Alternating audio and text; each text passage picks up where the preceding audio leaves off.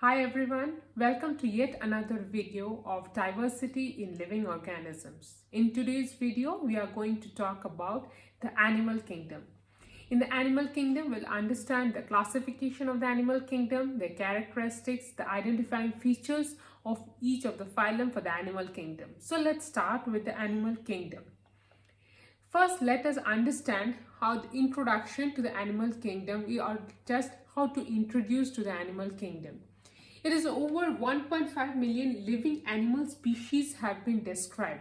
So till now, till date, we humans have described around 1.5 million of living animal species, of which around 1 million are only insects. So we can understand insects are a huge number than that of the other animals. So it has been, animals range in the length from 8.5 micrometers, that is 8.5 micrometer, to 33.6 meter. You can understand the difference or understand the variation in the size that the animals have. It is 8.5 micrometer to 33.6 meter. It is a huge variation.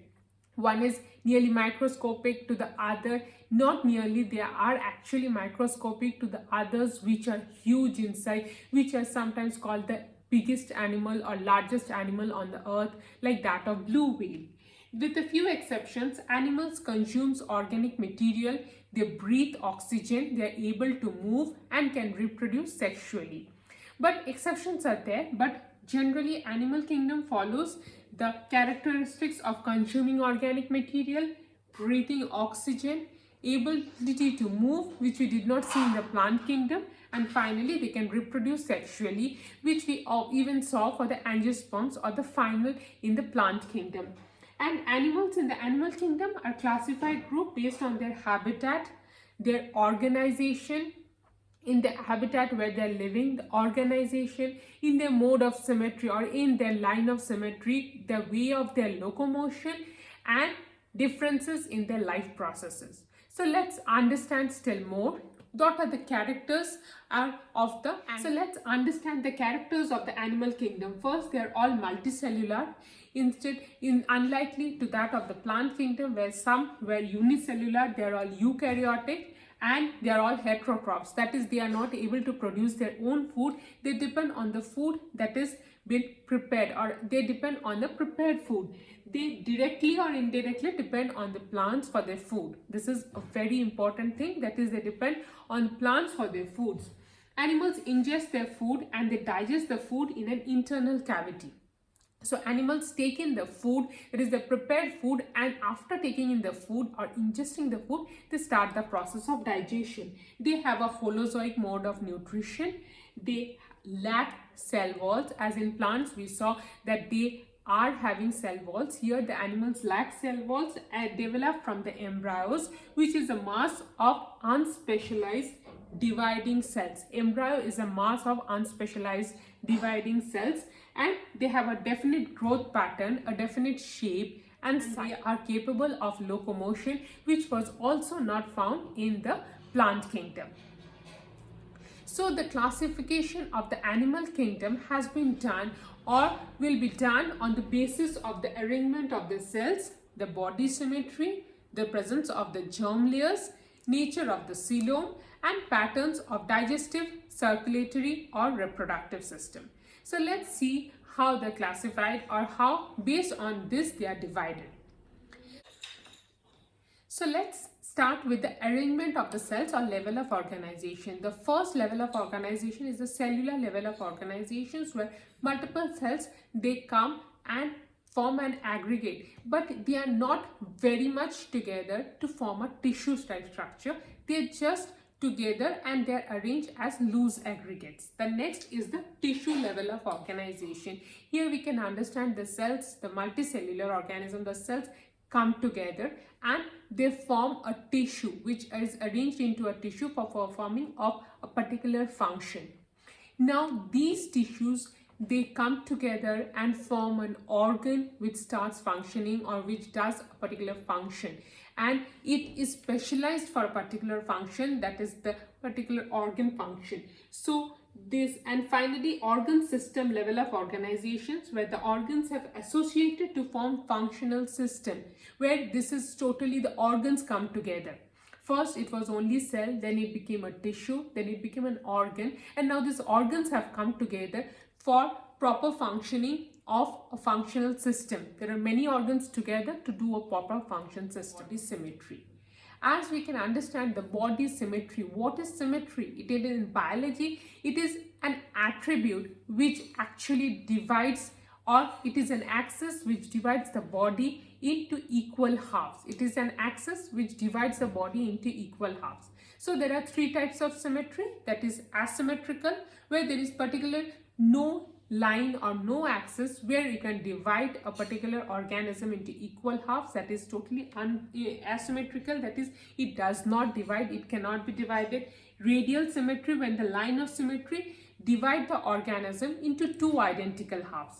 And bilateral symmetry, when the body can be divided into two identical left and right parts, left and right planes in only one half, in through only one half. You can understand or see in a radial symmetry we can have incisions through many ways out, and every time we get two equal portions or two equal halves. Whereas in bilateral symmetry, there is only one line of symmetry which will divide the body into two equal halves or two identical left and the right portion. There is no other plane of symmetry. If we cut it through here, or if we cut it through a transverse section, we do not get the exact symmetry. It is only through one line of symmetry. Now, so the next level of animal classification is done based on the germ layers. Now in the germ layers, what exactly is the germ layers? It is the layers of the cell which are formed during the embryo development. These are formed during the embryo development. Now there are two types of germ layers that is being formed. That is, one is diploblastic and the other one is triploblastic. So diploblastic, as the name suggests, is consists of two layers, the outer layer or the ectoderm and the inner layer or the endoderm. Whereas triploblastic consists of three embryonic layers, that is the ectoderm, the outer layer, the middle layer or the mesoderm, and the inner layer or the endoderm. So this is again a form in which the classification takes place. And another one, the next one is through the coelom. So what is basically coelom? Coelom is the body cavity of an organism, and whichever organism has a body cavity. If you understand, see, body cavity is just like a cylinder-like structure in which the organs are placed, in which the tissues, muscles, everything come together. So it is a cylinder-like structure. It is a cavity. It is a fully hollow structure into which things are placed. Now, if an organism has this cavity, they are called coelomate. When they don't have this cavity, they are called acoelomate. When they have a false cavity, which is not a true cavity, they are called pseudocoelomate. So there are three types of coelomates. That is, coelomates which have a true body cavity, possessing a true coelom; pseudocoelom, the organism with a false body cavity, and the body cavity is generally filled with fluid; and coelomates, the animals in which the body cavity is absent. So this is a coelom. This is a coelom. You can see body covering, ectoderm, mesoderm, endoderm. So this is actually acoelomate, which does not have a proper body cavity, which does not have a body cavity. This is coelomate, a totally body cavity through which or into which the organs are placed, and this is a false body cavity, which is not a true cavity. This is called the pseudocoelomate. So based on whatever features or characters we have studied, based on which the animal classification has been done, let's classify the animal kingdom into the particular characters that we have studied.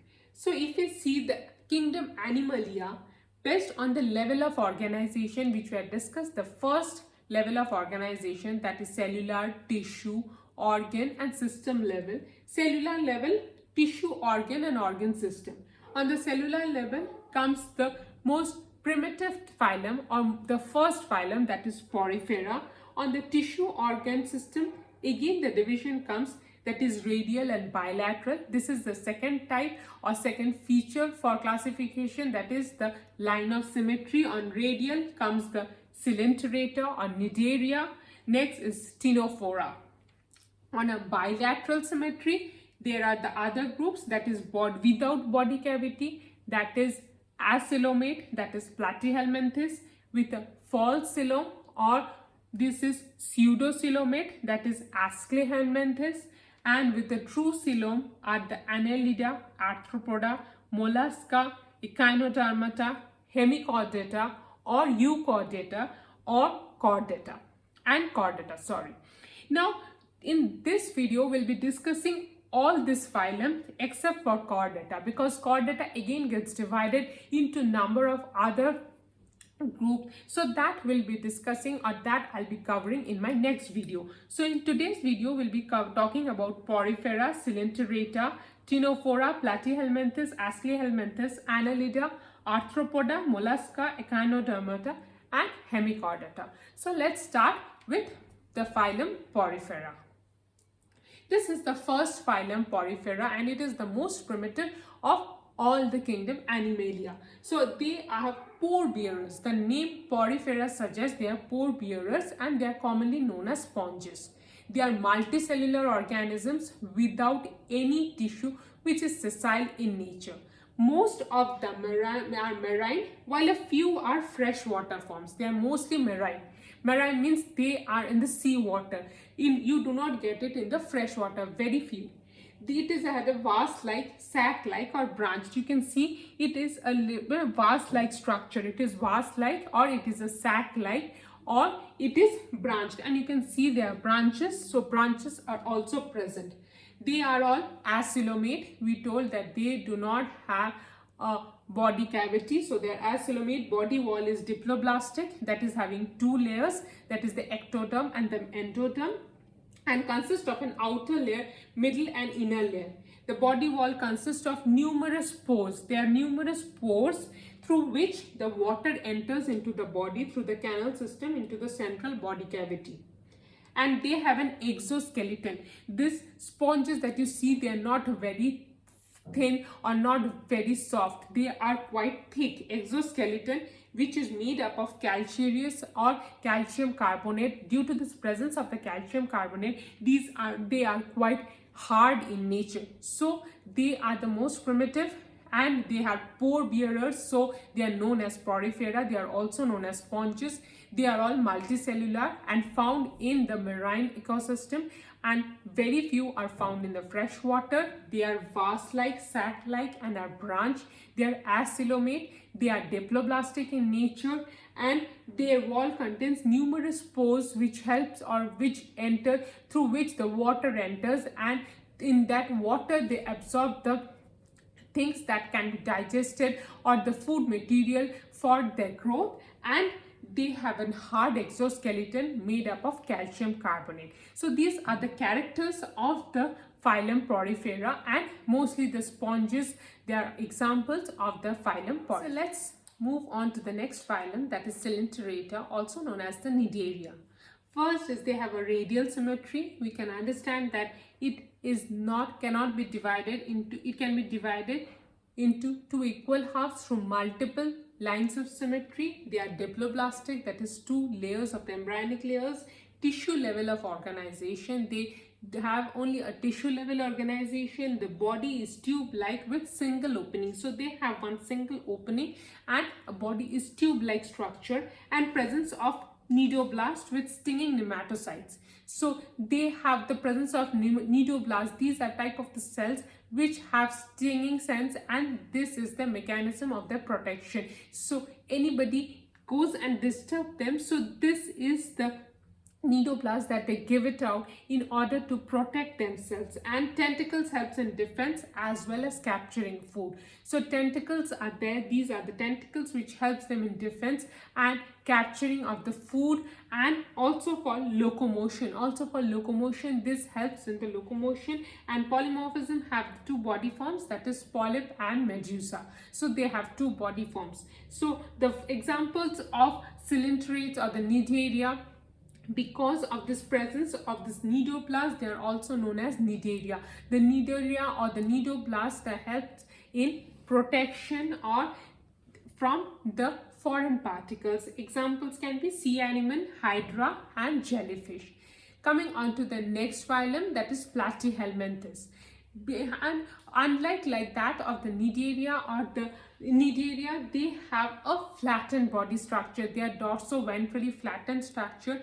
They exhibit bilateral symmetry. In nidaria, we saw they had a radial symmetry, and they are also triploblastic with 3 germ layers. Here there is the starting of the triploblastic, that is the 3 embryonic layers during the formation of embryo. They do not have body cavity and they are acoelomate. They do not have a body cavity. The body is soft and it is unsegmented. They have unsegmented body. They lack respiratory, circulatory and skeletal, and they are mostly parasitic in nature. They mostly live in host organisms, obtain nutrition from them and causes diseases, and very few are flea living. There are very few which are free living in nature. Mostly are parasitic in nature. Examples can be tapeworm, planaria, parasitic flu. So coming on to the next phylum, that is Asclehelminthes or Nematoda. This phylum is a phylum which causes diseases, because many of the disease causing parasites are found in this phylum. So Nematoda or Asclehelminthes is the phylum which is a disease causing phylum. Their body is bilaterally symmetrical, that is divided into 2 halves. They are cylindrical, narrow and elongated, unsegmented. They are very much cylindrical, narrow and unsegmented. They are cylindrical.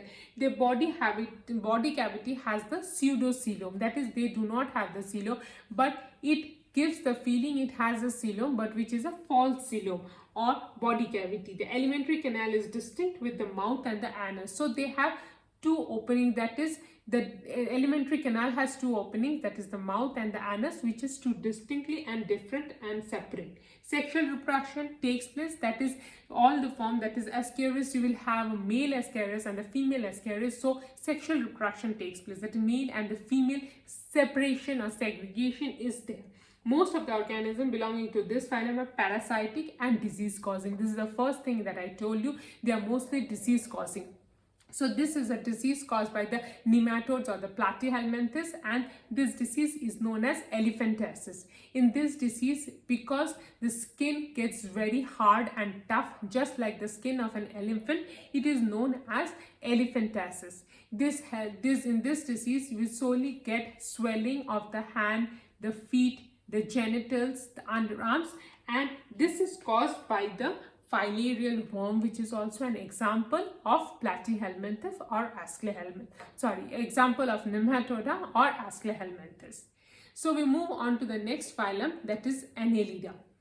Here they are freshwater as well as marine, that is they are both found in marine water as well as fresh water. They are coelomate. Now this is a feature which can be seen from this phylum, that is the more development has to be as is been noticed from this phylum, that is they are coelomate. They have a true body cavity. They exhibit organ system level organization. Previously we were seeing tissue level organization or organ level organization. Now this has an organ system, that is many organs together is forming an organ system. So much development is seen in this phylum of Annelida. Their body is segmented, so you can see there are lots of segments in the body, and blood flow within the closed vessels contains hemoglobin. This is another feature, that it contains hemoglobin, which is a very distinctive feature because previous phylum did not contain any hemoglobin, and nephridia is the excretory organs. For human beings it is nephron, whereas for the annelids it is the nephridia, which is the excretory organs. They have a well developed digestive system. So in this phylum we saw many starking differences or many advances to contrast to that of the previous phylum, that is they have organ level system organization, they have a segmented body, they have a closed vessels and it contains hemoglobin, they have excretory organs which is known as the nephridia, and they have a well developed digestive system. So all of these show that we are advancing the system or the classification. The phylum is advancing, and it is also triploblastic and coelomate, which are all added features of advancement. So next is the phylum Arthropoda. Now this is the biggest phylum of the kingdom Animalia. You think of an insect or you think of an insect, it comes under the phylum Arthropoda. Innumerable number, millions number of insects are coming under the phylum Arthropoda. So they are all triploblastic, segmented, bilaterally symmetrical. They exhibit organ level system of organization, because from the previous annelids only we saw them. And in this phylum we get to see the division of the body into head, thorax and abdomen. Into head, thorax and abdomen, if you remember, means if you can see, is they have a prominent head. Each of these animals have a prominent head. The body is there, and body or the abdomen is there, and also a thorax is there.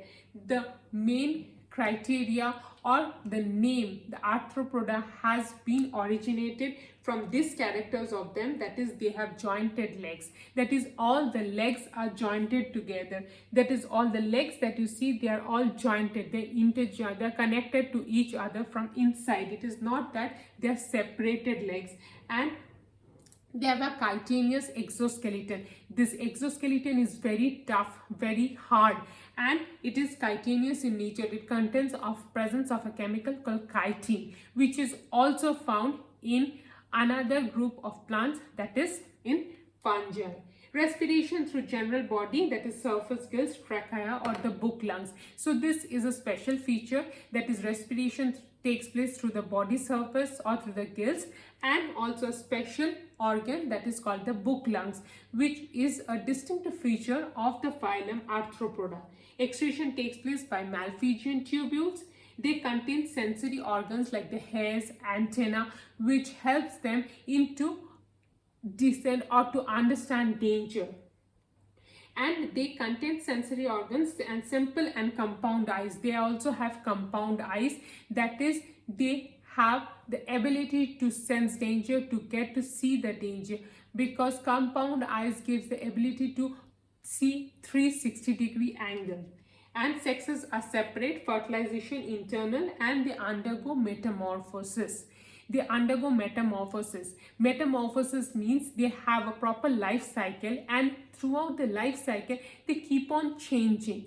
That is, first they are in the form of an egg, and then they hatch out, they come in the form of a larva, and then again a in-between stage, and finally they come into an adult. So they undergo a proper life cycle, and each of the life cycle has a particular stage, and they are look-wise different and has a particular name. So they metamorphose, they always keep on changing. So they undergo metamorphosis, and there are huge number of examples for this phylum, that can be butterfly, crab, cockroach, ant, scorpion, and so many.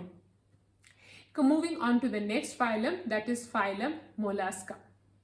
So as the name suggests, the molars, they have a very soft, tender body. They have a very soft, tender body, because this is suggested from the name. They are all bilaterally symmetrical, triploblastic, and which has 3 layers. So this is now common for all the phylums, because we are going, or they are advancing. And molluscs have a soft and unsegmented body. Remember, in phylum Annelida, we saw that it was totally segmented. That is, earthworm, leeches, they have segmented body. But in phylum Mollusca, they have unsegmented. It is again divided into 3 regions: head, a visceral mass, and a muscular foot. A muscular foot, you can see that this snail, they actually are able to move because of the presence of the muscular foot. And they have a visceral mass, and the head, they have a particular head, and they have a visceral mass. The digestive system is well developed. Respiration is through gills called ctenidia.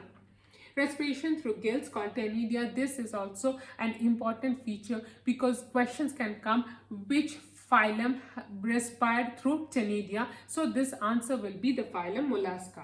The circulatory system is open with blue color of blood due to the, so this is also a extraordinary feature for the phylum Mollusca. They have blue colored blood. Instead of red, they have a blue colored blood, and this is due to the presence of the chemical called hemocyanin. So these also can come as a question: which phylum has a blue colored blood, and what is it due to? What is it that it makes it blue in color? It is due to the presence of a chemical called hemocyanin. And they have a pair of kidneys called metanephridia. They have a pair of kidneys also. Their sexes are separate, and reproduction is through sexual reproduction. So they have a different sex. So they have different sexes, that is male and the female are separate, and they undergo sexual reproduction. So this is quite evolved. We are actually evolving towards advancement in the kingdom. And next we come to the phylum Echinodermata, and in this is a very common example is starfish. Now let's see what are the features.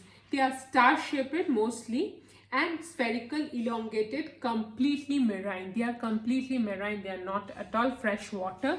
And their organization, the organisms are spiny skin with organ system level organization. So this organ system level organization we have started seeing from the annelids, and slowly from Arthropoda, Echinodermata, Mollusca all have organ system level organization. And from Arthropoda we have even seen the division of the head, thorax and the abdomen. In the mollusca also we saw head, the visceral mass, and the organ system level organization. They are triploblastic and a true coelom, that is a true body cavity. They have an open circular system, and the skeletons are made up of calcium carbonate. They are quite thick, or they are quite rigid in nature. They have a simple radial nervous system, and the excretory system are absent.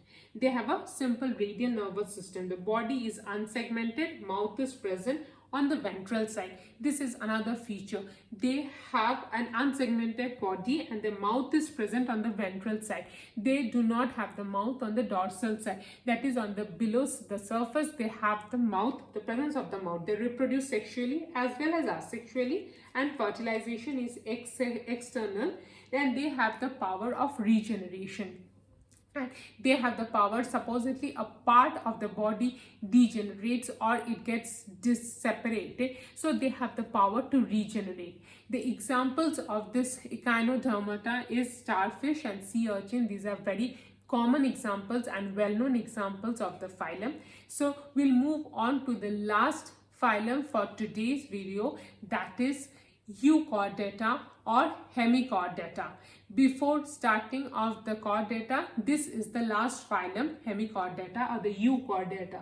So here the body is soft, fragile, vermiform, unsegmented, and they are all symmetrical and triploblastic. So these are all expected that will get triploblastic. They are symmetrical, they are coelomate, they have a organ level system organization, because these are all the advanced phyla for the kingdom Animalia. Coelom is divided into protocoel, mesocoel and metacoel. So these are, we have told, ectoderm, mesoderm, endoderm, but here in Euchordata we call this protocoel, mesocoel and metacoel. Presence of notochord at least during some part of the life cycle. So there is a presence of a cord-like structure which is called the notochord. If not throughout the life cycle, at least some part of the life cycle we get to see them.